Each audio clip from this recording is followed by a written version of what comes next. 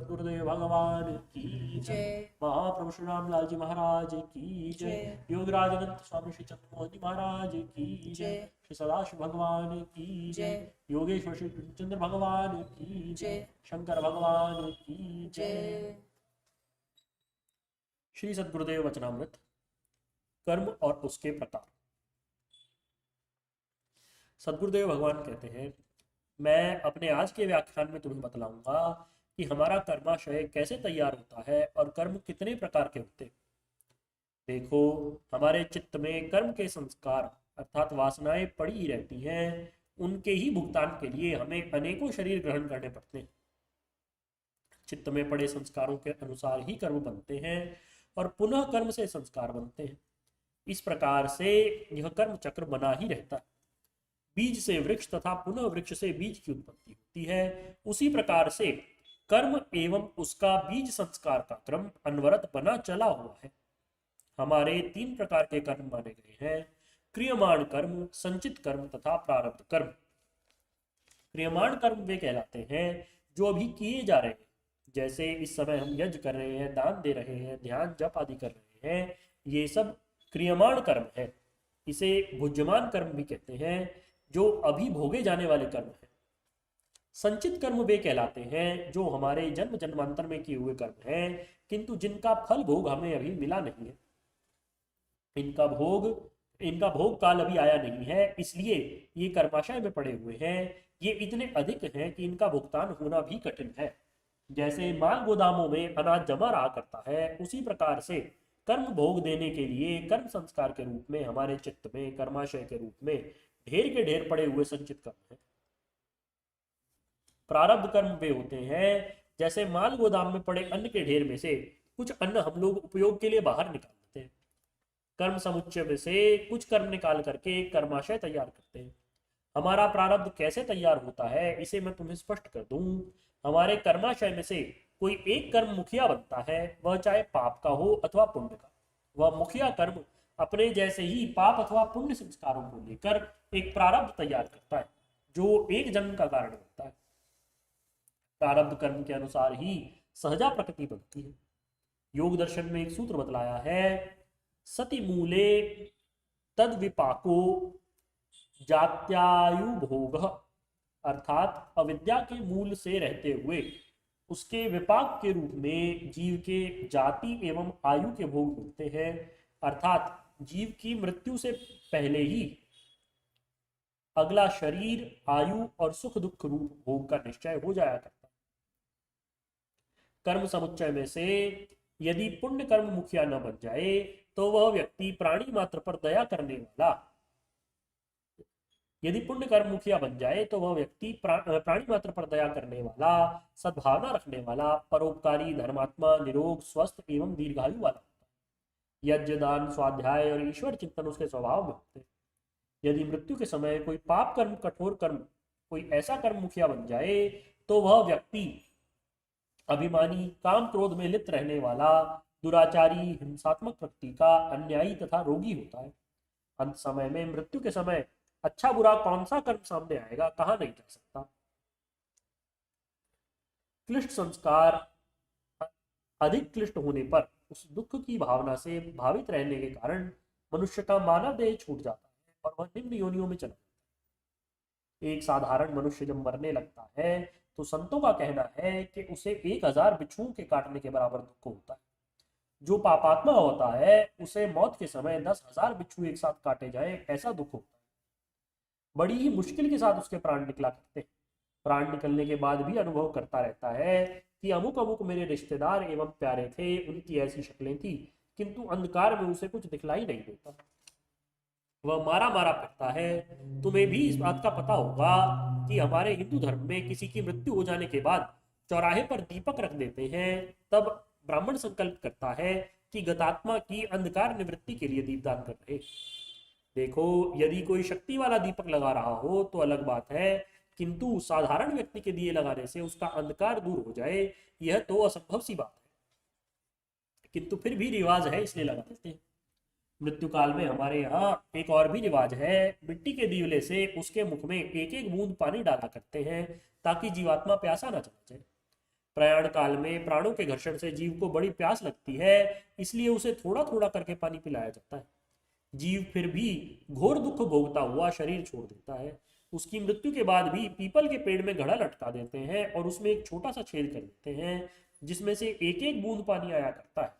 इसका भी प्रयोजन यही है कि जीवात्मा को पीने के लिए पानी मिल जाए।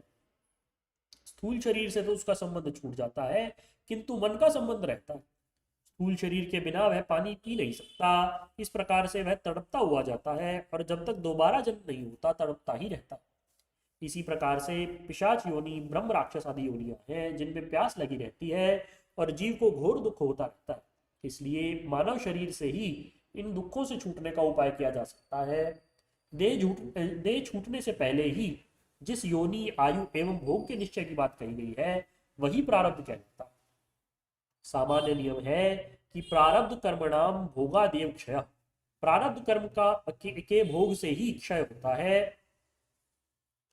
प्रारब्ध कर्म में भी पाप पुण्य मिले हुए ही रहते हैं। अच्छे संस्कार अवश्य पुण्य कर्म करते हुए भी बीच बीच में क्लिष्ट संस्कारों का व्यवधान आ जाया करता है।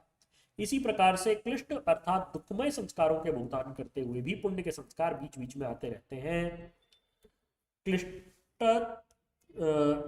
हृदेषु अपि अक्लिष्टा भवन्ति,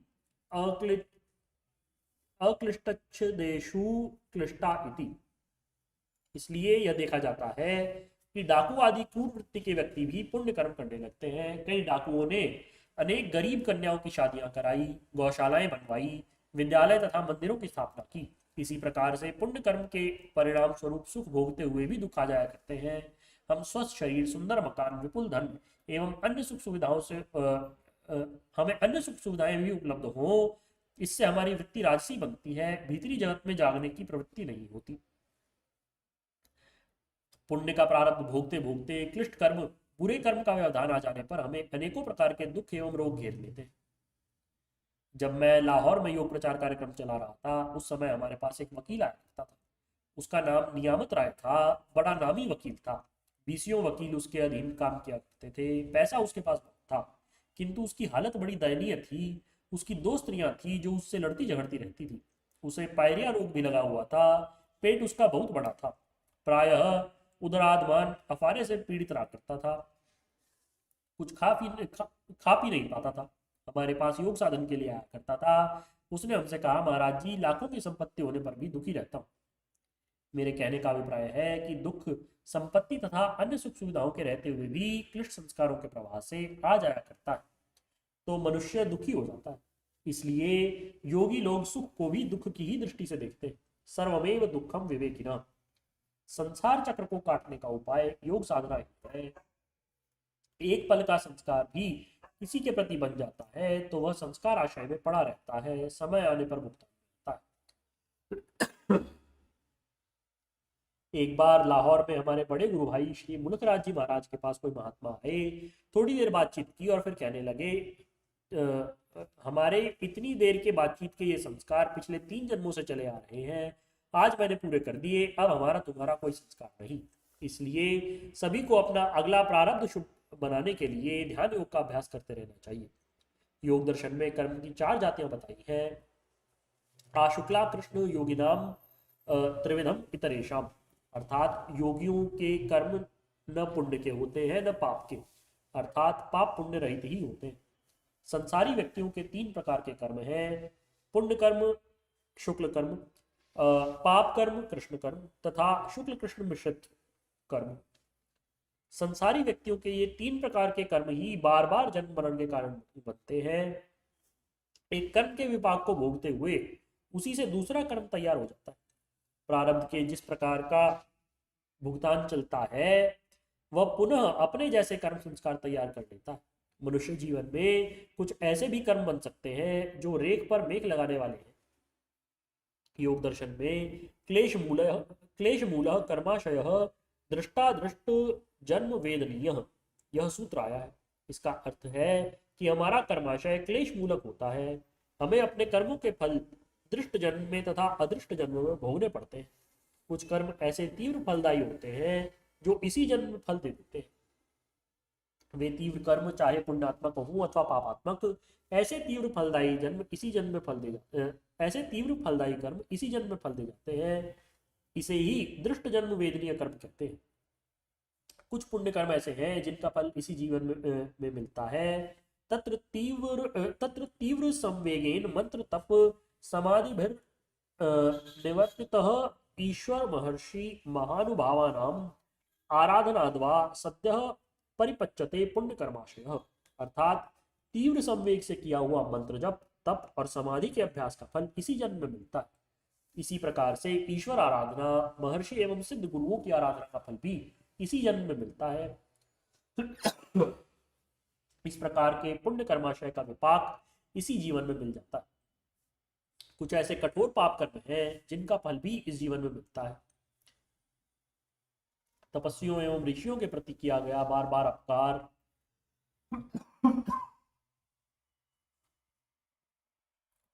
विश्वास में आए हुए प्राणी से विश्वासघात तथा गुरुजनों के अनादर का फल इसी जन्म में मिलता है। जिन कर्मों का फल इस जन्म में नहीं मिल पाता उसे अदृष्ट जन्म वेदनीय कर्म कहते हैं। इनके बारे में कल पढ़ेंगे। बोलिए श्री संत गुरुदेव भगवान की जय। महापुरुष रामलाल जी महाराज की जय। योगराज अनंत स्वामी श्री चंद्रमोहन जी महाराज की जय। सदाशिव भगवान की जय। योगेश्वर श्री कृष्ण भगवान की जय। शंकर भगवान की जय। हर हर महादेव।